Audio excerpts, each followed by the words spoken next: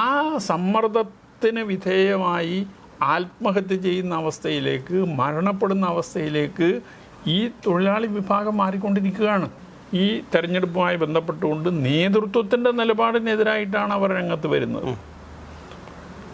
അപ്പോൾ അത് ഇതിനു മുമ്പില്ലാത്തൊരു കാര്യമാണ്. ഇനിയും അത് ശക്തിപ്പെടാനാണ് സാധ്യത, നേതൃത്വം തിരുത്തുന്നില്ലെങ്കിൽ. കേരളത്തിൽ മിക്കവാറും എല്ലായിടത്തും പാർട്ടിക്കുള്ളിൽ ഒരു അസംതൃപ്ത വിഭാഗം വളർന്നു വന്നുകൊണ്ടിരിക്കുകയാണ്. ഇവിടെ ഒരാളെ പുറത്താക്കണമെന്ന് മുൻകൂട്ടി തീരുമാനിക്കുക, അതിനൊരു കാരണം കണ്ടെത്തുക എന്നതിലുപരി മറ്റൊന്നും ഈ നടപടിയുമായി ബന്ധപ്പെട്ടുകൊണ്ട് നമുക്ക് കാണാൻ സാധിക്കില്ല. നമസ്കാരം. ഒരു പരിചയപ്പെടുത്തൽ ആവശ്യമില്ലാത്ത സഖാവ് വി കുഞ്ഞികൃഷ്ണേട്ടനാണ് ഇപ്പോൾ നമ്മളോടൊപ്പമുള്ളത്. നമസ്കാരം ചേട്ടാ. നമസ്കാരം. തെരഞ്ഞെടുപ്പിന് മുമ്പുള്ള ഒരു സാഹചര്യമല്ല പിന്നീട് പലപ്പോഴും കണ്ടത്. അതിലൂടെ എന്താണ് ഇവർ അർത്ഥമാക്കുന്നത്? കാരണം താങ്കളൊരു ഫേസ്ബുക്കിലിട്ട കുറിപ്പ് പോലെ സഖാവ് ടി പുരുഷോത്തമനെ ഉൾപ്പെടെയുള്ളവരെ പാർട്ടിയിൽ നിന്ന് പുറത്താക്കുന്ന ഒരു രീതിയാണ്. എന്നിട്ടും പാർട്ടി ഒരു ശുദ്ധി കലശത്തിനോ തിരുത്തലിനോ തയ്യാറാകുന്നില്ല. അല്ല, അതവരുടെ ആഭ്യന്തര കാര്യം. പക്ഷേ അതിന് പറയുന്ന കാരണം സാധാരണ നിലയിൽ ജനങ്ങളെ ബോധ്യപ്പെടുത്താൻ സാധിക്കുന്നതായിരിക്കണം. അങ്ങനെ ഒരു ജനങ്ങളെ ബോധ്യപ്പെടുത്താൻ സാധിക്കുന്ന ഒരു കാരണം ടി പുരുഷോത്തമനെതിരെ സ്വീകരിച്ച നടപടിയുമായി ബന്ധപ്പെട്ട് ഇതുവരെ പാർട്ടിയുടെ ഭാഗത്ത് നിന്ന് ഉണ്ടായിട്ടില്ല എന്നതാണ് ഞാൻ മനസ്സിലാക്കുന്നത്. എൻ്റെ പുസ്തക പ്രകാശന ചടങ്ങിൽ പങ്കെടുത്തു എന്നുള്ളതാണ് അയാളുടെ മേൽ ആരോപിക്കപ്പെട്ട കുറ്റം. അപ്പം അയാളോട് അതിന് വിശദീകരണം ആവശ്യപ്പെടുകയും ആ വിശദീകരണ നോട്ടീസിന് മറുപടി അദ്ദേഹം നൽകുകയും ചെയ്തിട്ടുണ്ട്. മറുപടി തൃപ്തികരമല്ല എന്ന് പറഞ്ഞാണിപ്പോൾ നടപടി സ്വീകരിച്ചിട്ടുള്ളത്. മറ്റുള്ളവർക്ക് തൃപ്തികരമാകുന്ന രീതിയിൽ ഒരു മറുപടി കൊടുക്കാൻ ആർക്കും സാധിക്കില്ല. തീർച്ചയായിട്ടും അവരവരുടെ മനസാക്ഷിക്കനുസരിച്ച് അവരവരുടെ നിഗമനങ്ങൾക്കനുസരിച്ചുള്ള മറുപടിയാണ് സ്വാഭാവികമായി കൊടുക്കുക. അപ്പോൾ ആ മറുപടി ഉൾപ്പെടെ ടി പുരുഷോത്തമൻ ഫേസ്ബുക്കിൽ പിന്നീട് പോസ്റ്റ് ചെയ്തിട്ടുണ്ട്. വിശദീകരണ നോട്ടീസും അപ്പോൾ അതിനുള്ള മറുപടിയും പോസ്റ്റ് ചെയ്തിട്ടുണ്ട്. അപ്പോൾ അത് വായിച്ചാൽ തന്നെ ആ കാര്യം നമുക്ക് മനസ്സിലാക്കാൻ സാധിക്കുന്നതാണ്. ഇവിടെ ഒരാളെ പുറത്താക്കണമെന്ന് മുൻകൂട്ടി തീരുമാനിക്കുക, അതിനൊരു കാരണം കണ്ടെത്തുക എന്നതിലുപരി മറ്റൊന്നും ഈ നടപടിയുമായി ബന്ധപ്പെട്ടുകൊണ്ട് നമുക്ക് കാണാൻ സാധിക്കില്ല. നടപടിയെ എത്ര ആളിൽ ഒതുങ്ങും എന്നൊന്നും പറയാനാവില്ല, കണ്ടറിയേണ്ട കാര്യമാണ്. അതൊരു നമ്മൾ മുമ്പൊക്കെ കേട്ടിട്ടുണ്ട്. അതായത് ഒരു പാർട്ടി ഗ്രാമങ്ങൾ അല്ലെങ്കിൽ പാർട്ടിയുമായി എതിരിടുന്നവരെ ഒറ്റപ്പെടുത്തുക എന്നുള്ളൊരു സംഭവം. ആ ഒരു ഒറ്റപ്പെടുത്തലാണോ ഇതുകൊണ്ട് ഉദ്ദേശിക്കുന്നത്? കാരണം സഖാവ് വി കുഞ്ഞികൃഷ്ണനോടൊപ്പം പ്രവർത്തിക്കുന്ന അല്ലെങ്കിൽ സഹവസിക്കുന്നവരെ എല്ലാം ഇത്തരത്തിൽ ഭയപ്പെടുത്തി ഭീഷണിപ്പെടുത്തി മാറ്റി നിർത്തി ഒറ്റപ്പെടുത്താനാണോ പാർട്ടിയുടെ ലക്ഷ്യം? അതുകൊണ്ട് ടി പുരുഷോത്തമൻ ഒരു സമയത്തും എൻ്റെ പ്രവർത്തനവുമായി ബന്ധപ്പെട്ടിരുന്നില്ല. അപ്പോൾ അതിൽ മാനസികമായി എന്നോട് ആഭിമുഖ്യം പുലർത്തിയിരുന്നു എന്നതല്ലാതെ പ്രവർത്തനത്തിലൊന്നും പങ്കെടുത്തിരുന്നില്ല. കാരണം അയാൾ CPM മെമ്പറാണ്. അപ്പം അതുകൊണ്ട് തന്നെ അയാൾക്ക് പ്രവർത്തനത്തിൽ പങ്കെടുക്കാൻ സാധിക്കുമായിരുന്നില്ല. അതുകൊണ്ട് പ്രവർത്തനത്തിൽ പങ്കെടുത്തതിൻ്റെ പേരിലല്ല. മറ്റൊന്ന്, CPMനെതിരായി ഏതെങ്കിലും കോണുകളിൽ നിന്ന് വ്യത്യസ്ത അഭിപ്രായങ്ങൾ ഉയർന്നു വരുമ്പോൾ അതിനെ അടിച്ചമർത്താനുള്ള ശ്രമം എല്ലാ കാലത്തും പാർട്ടിയുടെ ഭാഗത്തു നിന്നുണ്ടായിട്ടുണ്ട്. അപ്പോൾ അത് ഈ കാര്യത്തിലും നമുക്ക് കാണാൻ സാധിക്കുന്നതാണ്. എൻ്റെ സ്ഥാനാർത്ഥിത്വമായി ബന്ധപ്പെട്ടുകൊണ്ട് തന്നെ വലിയ രീതിയിലുള്ള കടന്നാക്രമണങ്ങളാണ് ഉണ്ടായത്.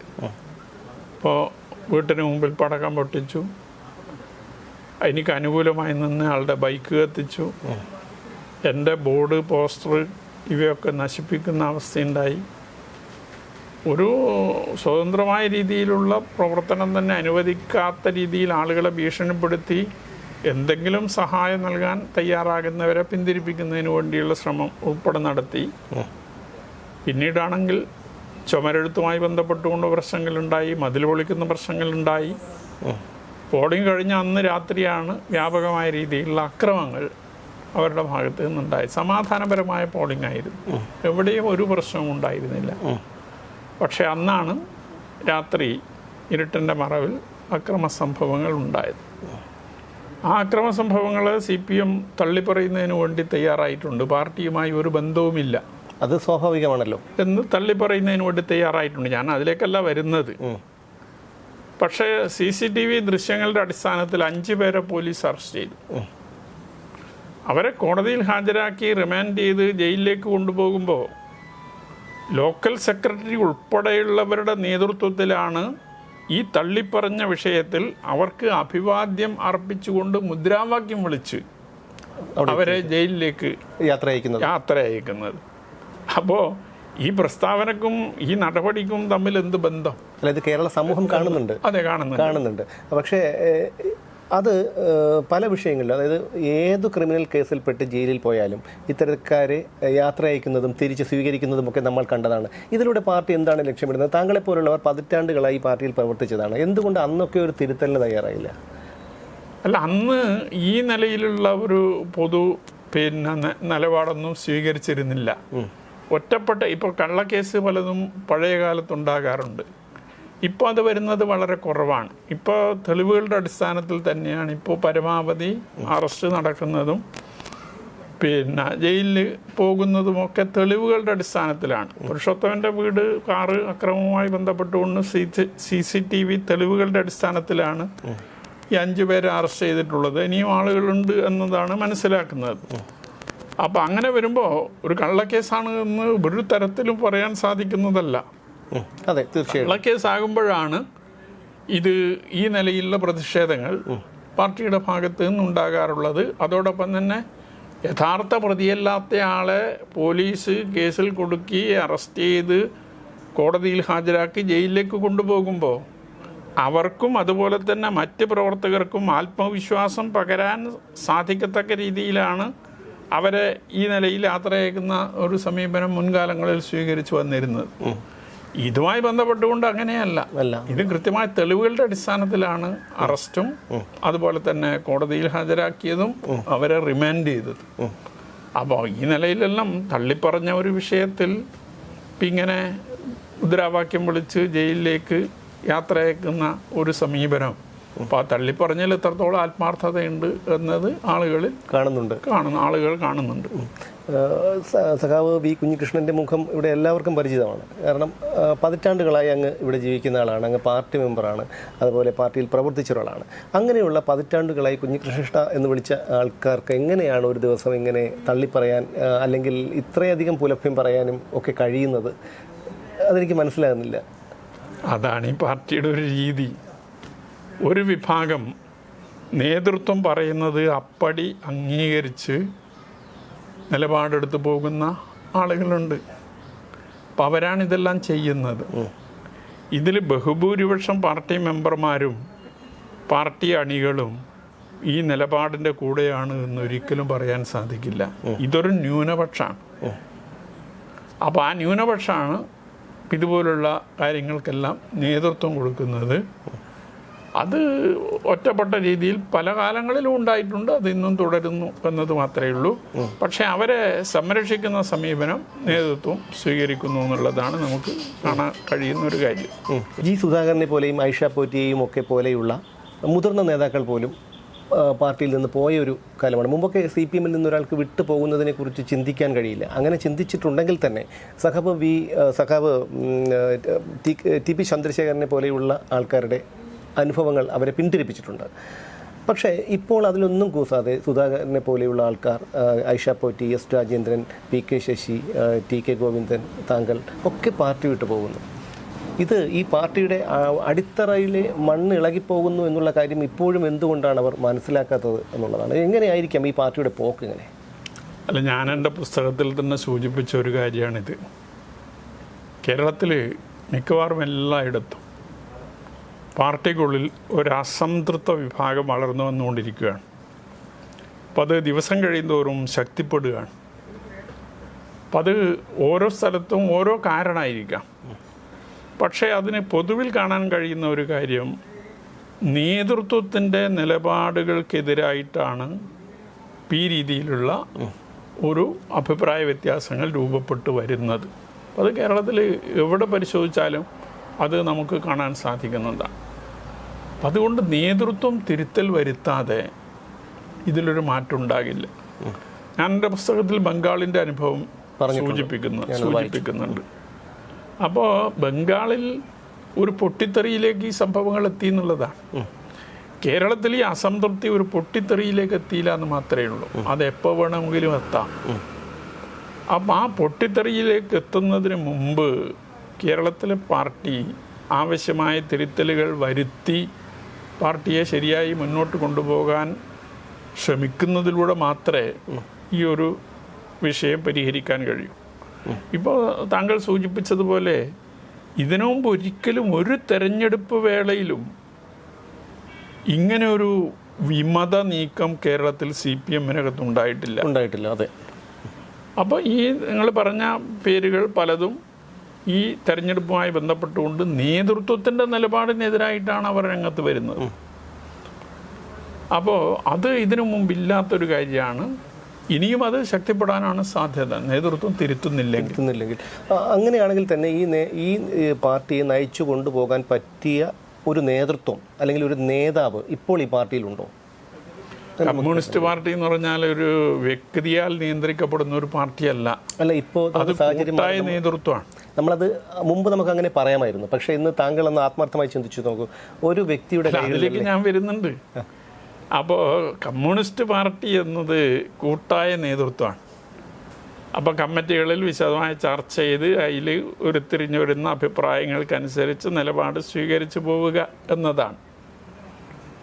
കമ്മ്യൂണിസ്റ്റ് പാർട്ടിയുടെ ജീവവായു എന്ന് പറയുന്നത് ഉൾപാർട്ടി ജനാധിപത്യവും ജനാധിപത്യ കേന്ദ്രീകരണവും കൂടിച്ചേർന്നതാണ്.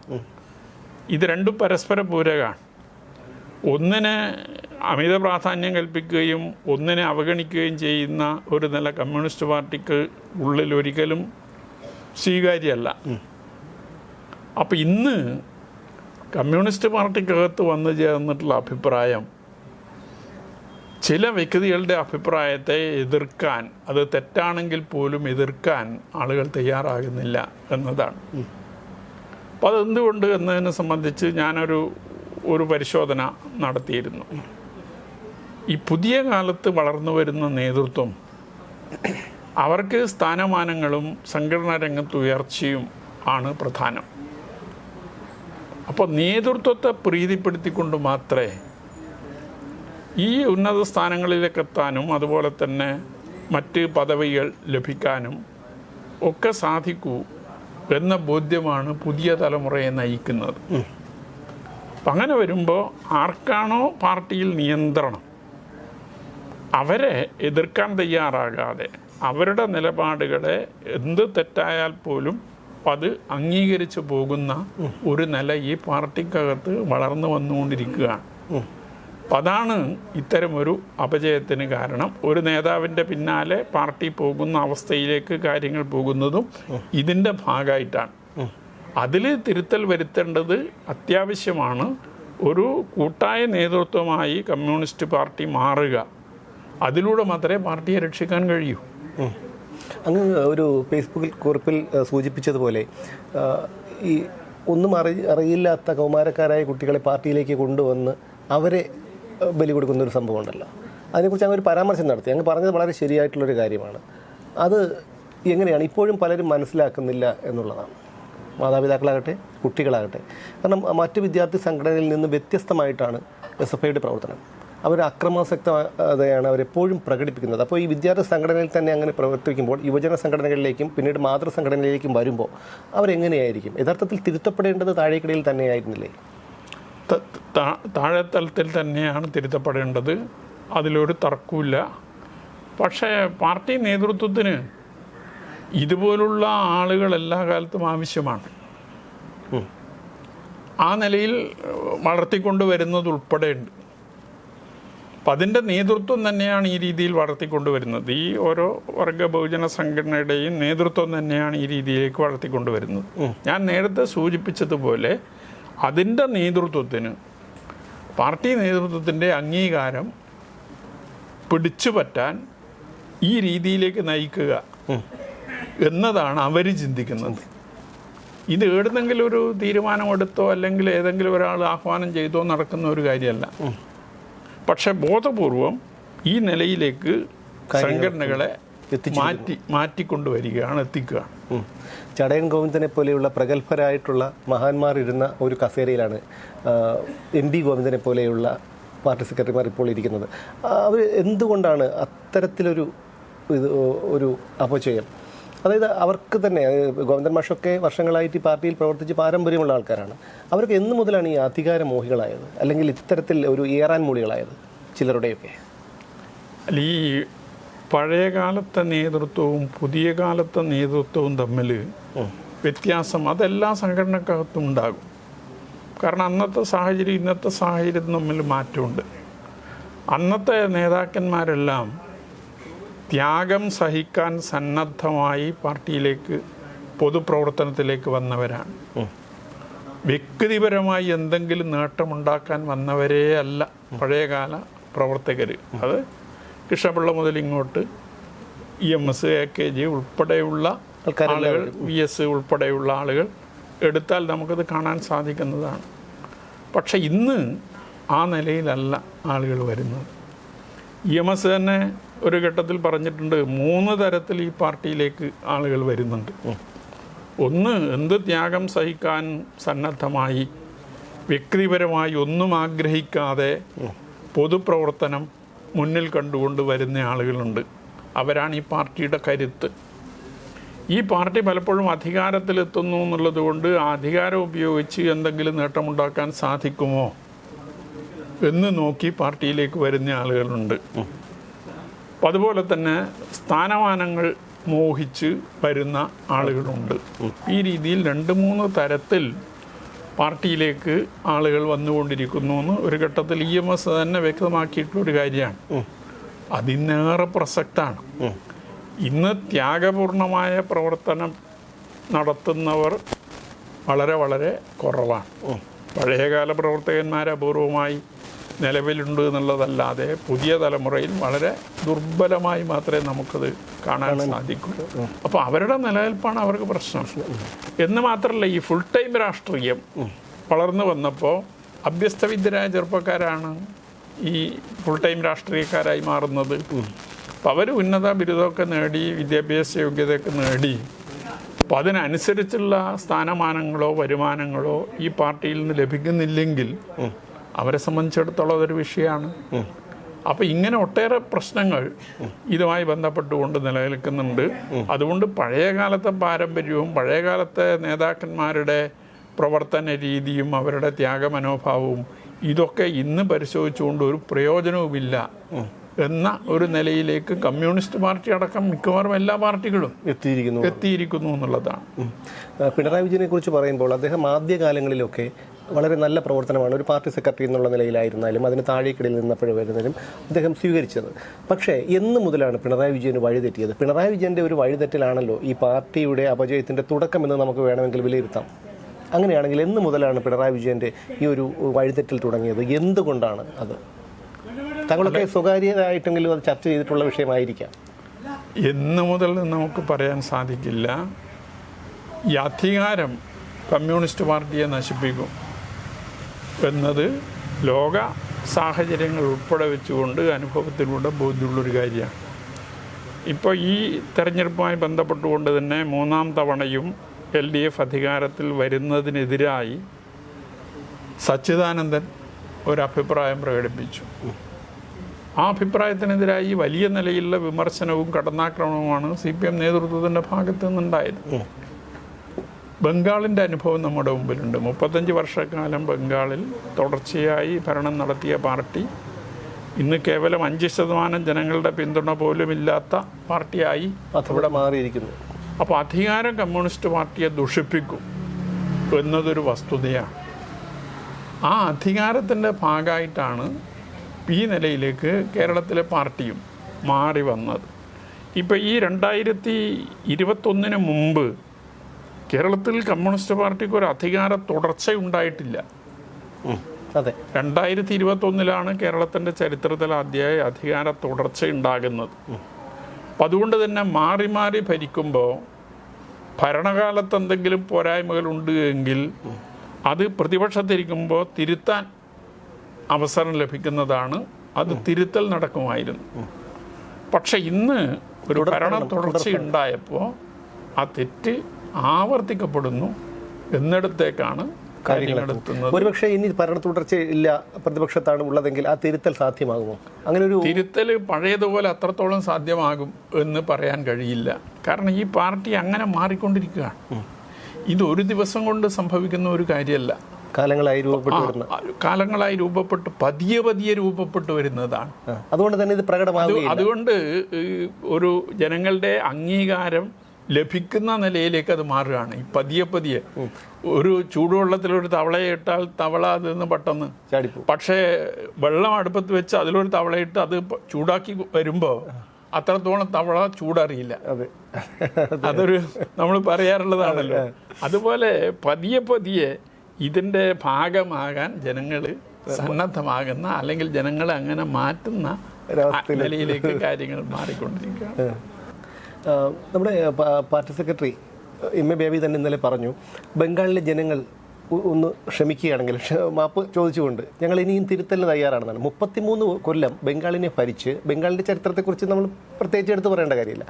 വീണ്ടും ഒരു സീറ്റ് പോലും കിട്ടാത്ത തരത്തിലേക്ക് വന്നപ്പോൾ വീണ്ടും അവിടെ ചെന്നിട്ട് ഇതുപോലെ പറയുകയാണ്, ഒരു അവസരം കൂടി തരണമെന്ന് പറയുന്നതിൽ എന്തർത്ഥമാണ് ഉള്ളത്? അല്ല, ജനങ്ങൾക്ക് അനുഭവത്തിലൂടെ ബോധ്യപ്പെടേണ്ട ഒരു കാര്യമാണ്. പ്രസ്താവനകളിലൂടെ ജനങ്ങളെ ബോധ്യപ്പെടുത്താൻ കഴിയില്ല. അനുഭവങ്ങളാണ് ജനങ്ങളെ പാർട്ടിക്കെതിരായി ചിന്തിക്കാനും പ്രവർത്തിക്കാനും ബംഗാളിൽ പ്രേരിപ്പിച്ചത്. അപ്പം അത് ഇനി എങ്ങനെ തിരുത്തി? ഇപ്പോൾ സോവിയറ്റ് യൂണിയൻ്റെ അനുഭവം ഉൾപ്പെടെ നമ്മുടെ മുമ്പിലുള്ളല്ലോ. അതെ. അപ്പോൾ അവിടെയും കമ്മ്യൂണിസ്റ്റ് പാർട്ടിക്ക് ഇപ്പോഴും തിരിച്ചു വരാൻ സാധിച്ചിട്ടില്ലല്ലോ. അവിടെയും ഭരണം ഉപയോഗിച്ച് അഴിമതിയും സ്വജനപക്ഷപാതവും ഒക്കെ അതിശക്തമായി ഉയർന്നു വന്നതിൻ്റെ പ്രതിഫലനം കൂടിയാണല്ലോ സോവിയറ്റ് യൂണിയൻ്റെ തകർച്ച. അപ്പോൾ അതുപോലെ അല്ലെങ്കിലും ഏതാണ്ട് അതേ രീതിയിൽ തന്നെയാണ് ബംഗാളിലും പാർട്ടിക്കുള്ളിൽ അപജയമുണ്ടായത്. കേരളത്തിലും അത് തന്നെയാണ് സംഭവിക്കാൻ പോകുന്നത് എന്ന ഒരു വിലയിരുത്തലാണ് ആ കാര്യത്തിൽ എനിക്കുള്ളത്. എൻ്റെ ഒരു നിരീക്ഷണത്തിൽ ഈ ദാരിദ്ര്യവും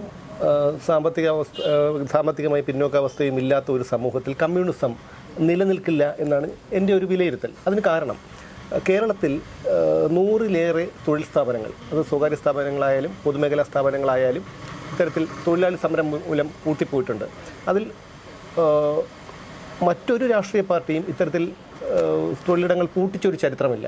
അപ്പോൾ ആ പട്ടിണിയും ദാരിദ്ര്യവും നിലനിർത്താൻ വേണ്ടി മാത്രമാണോ ഇത്തരത്തിലുള്ള പൂട്ടലുകൾ നടക്കുന്നത്? അന്ന് തൊഴിലാളി നേതാവായിരുന്ന പലരും പിന്നീട് മന്ത്രിമാരും രാജ്യസഭ എം പിയും ഒക്കെ ആയി എന്നോർക്കണം.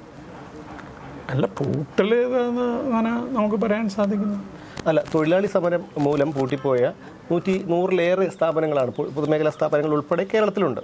തോഷിബ ഉണ്ടായിരുന്ന പഴയ കാലത്ത്. അപ്പോൾ അതിനെല്ലാം കാരണക്കാരായത് ഈ ഇടതുപക്ഷ പ്രസ്ഥാനം തന്നെയാണ്. മറ്റൊരു രാഷ്ട്രീയ പാർട്ടിയും ഇത്തരത്തിലുള്ളതിലേക്ക് വന്നിട്ടില്ല. ഇപ്പോഴും വികസനങ്ങളെക്കുറിച്ച് പറയുമ്പോൾ ആദ്യം എതിർക്കും. അത് നമുക്ക് പ്രഥമ ദൃഷ്ടിയ ഒരു സാമാന്യ മനുഷ്യന് പോലും അറിയാം, ആ വികസനം അല്ലെങ്കിൽ ആ ഒരു പദ്ധതി അത് ഏത് രാഷ്ട്രീയ പാർട്ടി കൊണ്ടുവന്നു കഴിഞ്ഞാലും അത് സമൂഹത്തിന് ഗുണം ചെയ്യുന്നു. പക്ഷേ അവിടെയും CPM എപ്പോഴും എതിർക്കുന്ന ഒരു രീതിയാണ്, പിന്നീട് അംഗീകരിക്കുന്ന ഒരു രീതിയാണ്. അത് ഈ ഒരു കാര്യം അറിഞ്ഞതുകൊണ്ടല്ലേ? അല്ല, അതിൽ ഓരോ കാലഘട്ടത്തിനനുസരിച്ച് മുദ്രാവാക്യങ്ങൾ ഉയർത്തി മുന്നോട്ട് പോവുക എന്നുള്ളതാണ്. ഈ ദാരിദ്ര്യം, പട്ടിണി ഇതൊക്കെ ഇല്ലാത്തൊരു സമൂഹത്തിൽ കമ്മ്യൂണിസ്റ്റ് പാർട്ടിക്ക് നിലനിൽപ്പുണ്ടോ എന്ന് വെച്ചാൽ തീർച്ചയായും നിലനിൽപ്പുണ്ട്. കാരണം മാർക്സിസം എന്ന് പറയുന്നത് മാറ്റത്തിന് വിധേയമാണ്. എല്ലാം മാറിക്കൊണ്ടിരിക്കുന്നു എന്നുള്ളതാണ് മാർക്സിസം പറയുന്നത്. അപ്പം അങ്ങനെ വരുമ്പോൾ പഴയകാല തൊഴിലാളിയുടെ അവസ്ഥയല്ല പുതിയ കാലത്തെ തൊഴിലാളി. അപ്പോൾ പുതിയ കാലത്തെ തൊഴിലാളിയുടെ അവസ്ഥക്കനുസരിച്ച് നമ്മുടെ പ്രവർത്തന ശൈലിയിൽ മാറ്റം വരുത്തുക എന്നുള്ളതാണ്. ഇപ്പോൾ കടുത്ത രീതിയിലുള്ള ചൂഷണം പഴയ കാലത്ത് തൊഴിലാളികൾക്കെതിരെ നടന്നിരുന്നു. ഇന്നും അതേ ചൂഷണം നടക്കുന്നുണ്ട്. ഇപ്പോൾ നമുക്കറിയാം IT മേഖല വലിയ നിലയിലുള്ള ശമ്പളമുണ്ട്. പക്ഷേ ആ ശമ്പളം ഉണ്ടെങ്കിലും 14, 16, 18 മണിക്കൂറൊക്കെയാണ് ജോലി ചെയ്യിക്കുന്നത്.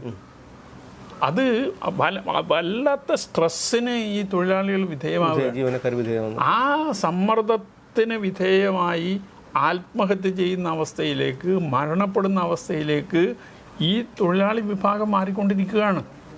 അപ്പോൾ പുതിയ കാലത്തെ പ്രശ്നങ്ങൾ ഏറ്റെടുത്ത് അതിന് പരിഹാരം കാണുന്നതിന് വേണ്ടിയുള്ള പ്രവർത്തനങ്ങൾ സംഘടിപ്പിക്കുക എന്ന് പറയുന്നത് കമ്മ്യൂണിസ്റ്റ് പാർട്ടിയുടെ ചുമതലയാണ്. അല്ല, അത് പഴയ മാർക്സിസം കാലഹരണപ്പെടുന്നില്ല. മാർക്സിസം ഈ കാലത്തിൻ്റെ മാറ്റത്തിനനുസരിച്ച് പുതിയ മുദ്രാവാക്യങ്ങൾ കണ്ടെത്തി അതുയർത്തി ജനങ്ങളെ സംഘടിപ്പിച്ച് മുന്നോട്ട് പോവുക എന്നത് മാത്രമാണ്. ഇപ്പോൾ ജനങ്ങൾ ആഗ്രഹിക്കുന്ന അവരുടെ ജീവിത നിലവാരം മെച്ചപ്പെടുക എന്നുള്ളത്. ഇപ്പോൾ കേരളം അതിദാരിദ്ര്യം അവസാനിപ്പിക്കാൻ സാധിച്ച ഒരു നാടായി മാറി. ഇന്ത്യയിലെ മറ്റൊരു സംസ്ഥാനവും അങ്ങനെ മാറിയിട്ടില്ല. അതൊരു പ്രഖ്യാപനത്തിൽ മാത്രം ഒതുങ്ങിയില്ലേ? അല്ല, അത് യാഥാർത്ഥ്യമാണോ? പൊതുവേ യാഥാർത്ഥ്യമാണ്. ഒറ്റപ്പെട്ട ചില കാര്യങ്ങൾ ചൂണ്ടിക്കാണിക്കാൻ ചിലപ്പോൾ കഴിഞ്ഞേക്കാം. അത് പൊതുവേ യാഥാർത്ഥ്യമാണ്. ഇത് ഈ ചില ആദിവാസി മേഖലകളിലൊക്കെ ചിലപ്പോൾ ഒറ്റപ്പെട്ട രീതിയിൽ കണ്ടേക്കാം. പക്ഷേ തദ്ദേശ സ്വയംഭരണ സ്ഥാപനങ്ങളുടെ ഇടപെടൽ മൂലം അതൊക്കെ പരിഹരിക്കാം. കാരണം വളരെ ചുരുക്കം ആളുകളല്ലേ ആ വിഭാഗത്തിൽ ഉണ്ടായിരുന്നുള്ളൂ. അത് പരിഹരിക്കാൻ സാധിക്കുന്നതാണ്. അപ്പോൾ അത്തരം ആളുകൾക്ക് മെച്ചപ്പെട്ട ജീവിതം എന്ന് പറഞ്ഞാൽ ഒരു കുടുംബത്തിൽ ഒരാൾക്കെങ്കിലും തൊഴിൽ കൊടുക്കാൻ സാധിച്ചാൽ അവരുടെ ജീവിത നിലവാരം മെച്ചപ്പെടും. ഇതെത്രയോ കാലമായി ഉയർത്തിക്കൊണ്ടുവന്ന ഒരു മുദ്രാവാക്യമാണ്. അത് പ്രാവർത്തികമാക്കാൻ സാധിച്ചിട്ടില്ല. പക്ഷേ കേരളത്തിൽ ഒട്ടുമിക്കവാറും അത് പ്രാവർത്തികമാക്കാൻ സാധിച്ചിട്ടുണ്ട്. അപ്പം അതുകൊണ്ട് ദാരിദ്ര്യം, പട്ടിണി എത്രത്തോളം ശക്തമാണ് എന്നതിനെ അടിസ്ഥാനമാക്കിയല്ല കമ്മ്യൂണിസ്റ്റ് പാർട്ടി നിലനിൽക്കുന്നത്. കമ്മ്യൂണിസ്റ്റ് പാർട്ടി ജനങ്ങളുടെ പ്രശ്നങ്ങൾക്ക് പരിഹാരം കാണുന്നതിന് വേണ്ടി പ്രവർത്തിക്കുന്ന പാർട്ടിയാണ്. അപ്പോൾ അത് കാലത്തിൻ്റെ മാറ്റത്തിനനുസരിച്ച് അവരുടെ പ്രശ്നങ്ങൾ അഡ്രസ്സ് ചെയ്യുക എന്നുള്ളതാണ് കമ്മ്യൂണിസ്റ്റ് പാർട്ടിയുടെ മുഖ്യ ചുമതല. അത് അഡ്രസ്സ് ചെയ്യുന്നതിൽ ചിലപ്പോൾ പോരായ്മകൾ സംഭവിക്കുന്നുണ്ട്.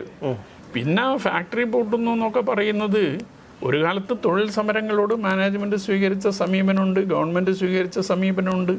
പക്ഷേ ഇപ്പോൾ നോയിഡയിൽ നടക്കുന്ന സമരം അല്ല, നമുക്ക് കേരളത്തിലേക്ക് വന്നു കഴിഞ്ഞാൽ ഇപ്പോൾ ഈ കഴിഞ്ഞ 1-2 വർഷങ്ങൾക്കിടയിൽ തന്നെ ചെറുകിട സ്ഥാപനങ്ങൾ പലപ്പോഴും CPM-ന്റെ ഒരു ഇടപെടൽ കൊണ്ട് പൂട്ടിപ്പോയി. ഉദാഹരണത്തിന് കാസർഗോഡുള്ള ശ്രീ കുരുമ്പ എന്ന് പറയുന്ന ഒരു സ്റ്റീൽ വിൽക്കുന്ന കട, അത് വലിയ രീതിയിലുള്ള ഒരു പ്രശ്നങ്ങളൊക്കെ ഉണ്ടായതാണ്. അവരവിടെ സംരക്ഷണത്തിന് വേണ്ടി ഹൈക്കോടതിയുടെ ഉത്തരവുമായി വന്നിട്ട് പോലും അവർക്കവിടെ പ്രവർത്തിക്കാൻ കഴിഞ്ഞില്ല. CITUകാർ സമ്മതിച്ചില്ല എന്നുള്ളതാണ്. പിന്നീട് അത് അതിർത്തി കടന്ന് സുള്ളിയ എന്ന് പറയുന്ന സ്ഥലത്തോ മറ്റോ പോയി അവർ ഇപ്പോൾ പ്രവർത്തിക്കുകയാണ്. അങ്ങനെയുള്ള ഏകദേശം 10ഓളം സ്ഥാപനങ്ങൾ ഈ ഒരു 3-4 വർഷങ്ങൾക്കുള്ളിൽ പൂട്ടപ്പെട്ടു. അത് മാറ്റം വന്നിട്ടുണ്ടോ ചേട്ടാ? അത് ഒറ്റപ്പെട്ട ചില സംഭവങ്ങളായിരിക്കും. അതിൻ്റെ കാരണങ്ങളെ സംബന്ധിച്ച് പരിശോധിച്ചാൽ മാത്രമേ നമുക്കത് സംബന്ധിച്ച് പറയാൻ സാധിക്കൂ. കാരണം ഈ നിങ്ങൾ പറഞ്ഞ ചില സ്ഥാപനങ്ങളൊക്കെ അവിടുത്തെ ചുമട്ട് തൊഴിലുമായി ബന്ധപ്പെട്ടുകൊണ്ടുള്ള വിഷയങ്ങളുടെ മേലെയാണ് സമരം ആരംഭിച്ചതെന്നുള്ളതാണ് ഞാൻ മനസ്സിലാക്കുന്നത്. അപ്പോൾ തൊഴിലുടമക്ക് തന്നെ തൊഴിലാളിയെ വെക്കാനുള്ള അവകാശം ചുമട്ട് മേഖലയിൽ നൽകുക എന്നതാണ് ഉടമ പറയുന്നത്.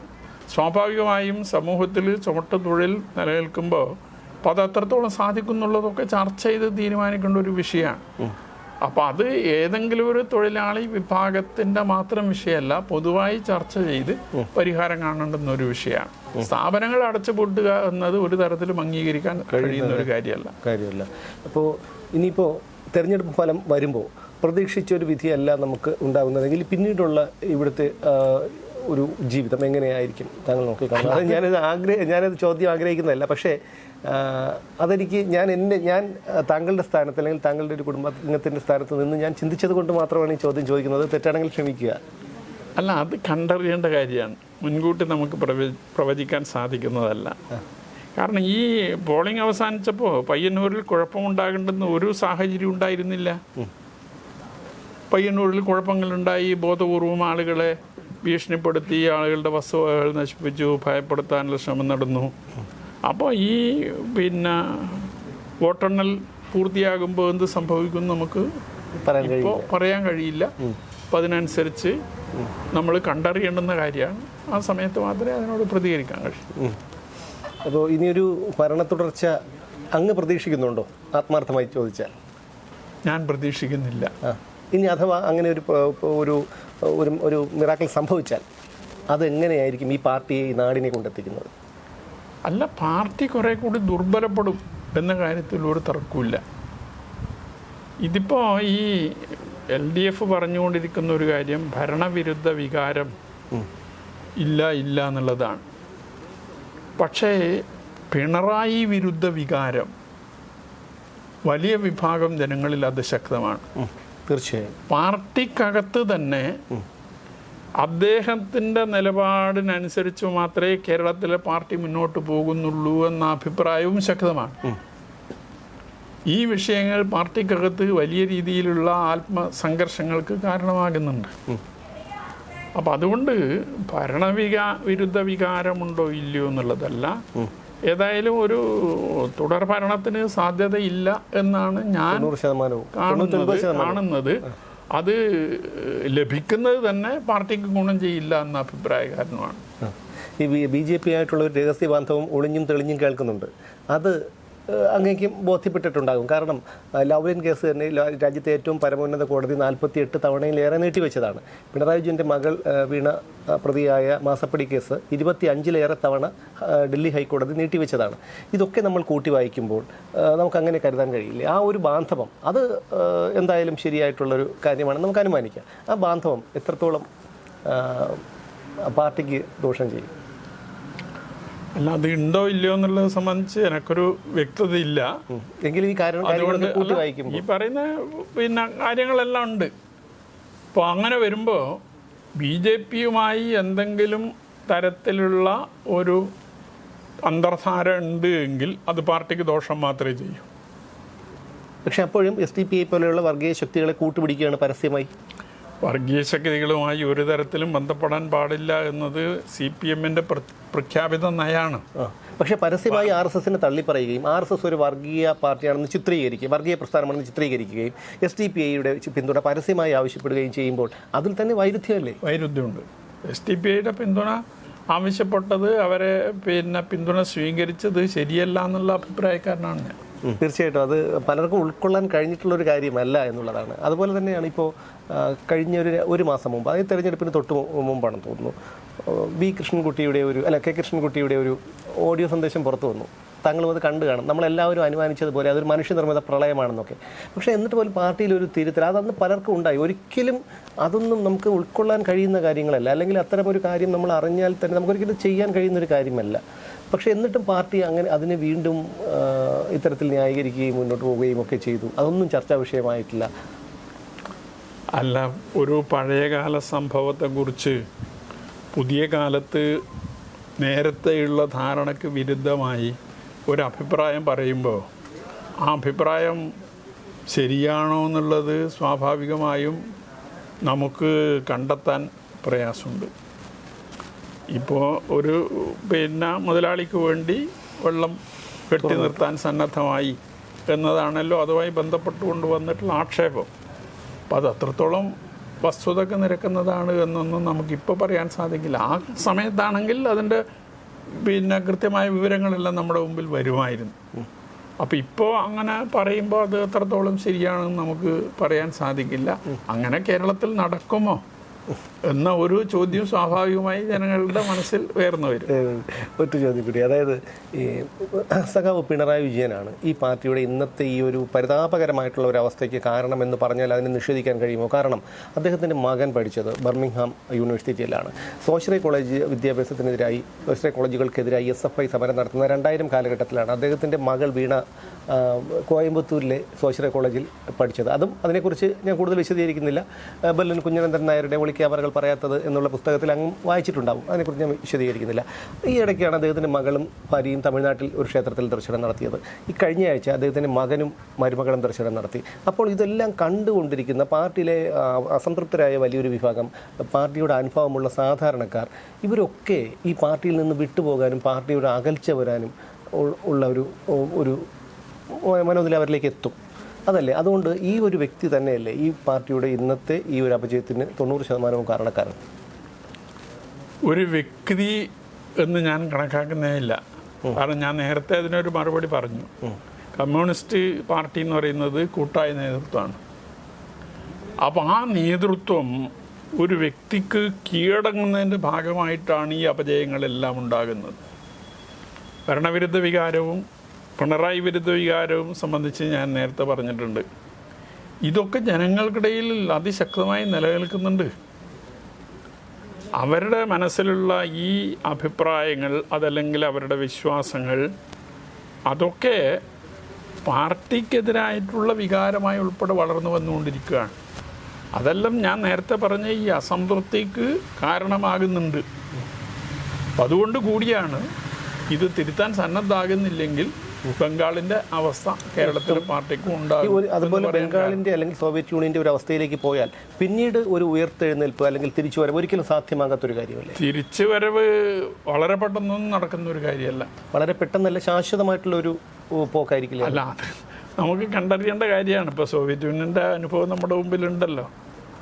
അപ്പോൾ ഇപ്പോൾ പിന്നെ 10-35 വർഷമായി അതെ, ഒരു തിരിച്ചുവരവിനും സാധ്യതയില്ലാത്ത നിലയിൽ. അതുപോലെ തന്നെ കിഴക്കൻ യൂറോപ്യൻ രാജ്യങ്ങൾ, ഒട്ടേറെ രാജ്യങ്ങൾ, റൊമാനിയ, അതൊക്കെ തിരിച്ചുവരവിന് സാധ്യതയില്ലാത്ത നിലയിൽ തന്നെ നിൽക്കുകയാണ്. അപ്പം അതൊക്കെ വിഷയം തന്നെയാണ്.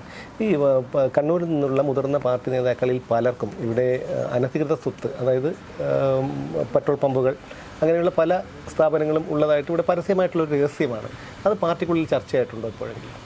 അല്ല, ഞാനും അത് പറഞ്ഞു കേട്ടിട്ടുണ്ട്. പക്ഷേ എൻ്റെ മുമ്പിൽ തെളിവൊന്നും ഇല്ലാത്തത് കൊണ്ട് പാർട്ടി കമ്മിറ്റികളിൽ ഉന്നയിക്കാൻ സാധിച്ചിട്ടില്ല. ഇ.പി. ജയരാജൻ്റെ റിസോർട്ട് സംബന്ധിച്ചുള്ള വിഷയം ഞാൻ പാർട്ടി കമ്മിറ്റിയിൽ ഉന്നയിച്ചതാണ്.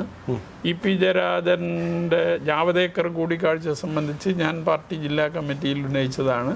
പക്ഷെ അതിനൊന്നും തൃപ്തികരമായ ഒരു മറുപടി ലഭിച്ചിരുന്നില്ല എന്നതാണ് വസ്തുത. പക്ഷേ കൃത്യമായിട്ടുള്ള ഒരു ഇടപെടൽ ഉണ്ടായിരുന്നില്ല എങ്കിൽ ഇ.പി. ജയരാജൻ BJP-യിലേക്ക് പോകുമായിരുന്നു എന്ന് തന്നെ താങ്കൾ വിശ്വസിക്കുന്നില്ലേ?